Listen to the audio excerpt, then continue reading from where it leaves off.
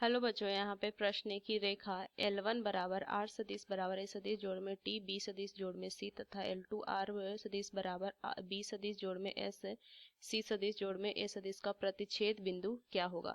तो देखिए यहाँ पे मुझे दिया हुआ है क्या, 4 विकल्प दिए हुए हैं। चलिए इस प्रश्न को हल करते हैं। तो सबसे पहले अगर मैं लिखूं मुख्य अवधारणा, मुख्य अवधारणा, तो देखिए अगर मुझे दो बिंदु दिए हैं ए सदिश और बी सदिश, तो दो सदिशों से गुजरने वाली रेखा का सदिश समीकरण क्या होगा। यहाँ से आर सदिश बराबर ए सदिश जोड़ में लैम्डा बी सदिश, जहाँ पे लैम्डा जो होता है अचर होता है।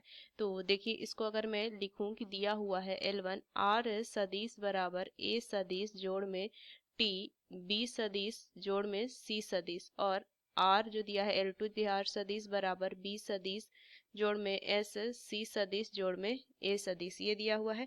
अब देखिए इन दोनों का मुझे क्या करना है, प्रतिच्छेद बिंदु ज्ञात करना है। दोनों आर सदिश के बराबर है, तो यहाँ से मैं क्या लिख सकती हूँ कि ए सदिश जोड़ में टी बी सदिश जोड़ में सी सदिश बराबर बी सदिश, यहाँ से लिखेंगे बी सदिश जोड़ में एस गुना में सी सदिश जोड़ में ए सदिश, ये लिखेंगे। आप देखिए यहाँ से अगर ए सदिश का गुणांक, तो ए सदिश एक ऋण में एस लिख सकते हैं। फिर बी सदिश का गुणांक देखें तो ये टी ऋण में एक, और सी सदिश का गुणांक देखें तो टी ऋण में एस बराबर 0।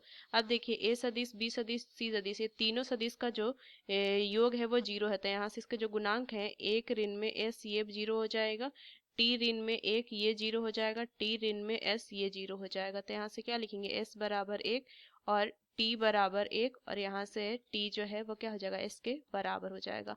तो यहाँ से अगर मैं देखूं कि एस और टी का यहाँ से मान है, तो क्या हो जाएगा, आर सदिश बराबर, यहाँ से लिख सकते हैं ए सदिश जोड़ में टी का मान 1 और बी सदिश जोड़ में सी सदिश।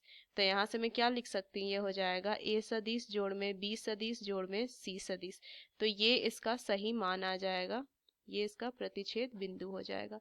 तो ये सी विकल्प। तो इस मुख्य अवधारणा का इस्तेमाल करके मैंने इस प्रश्न को हल किया। आशा करते हैं प्रश्न आपको समझ में आया। धन्यवाद।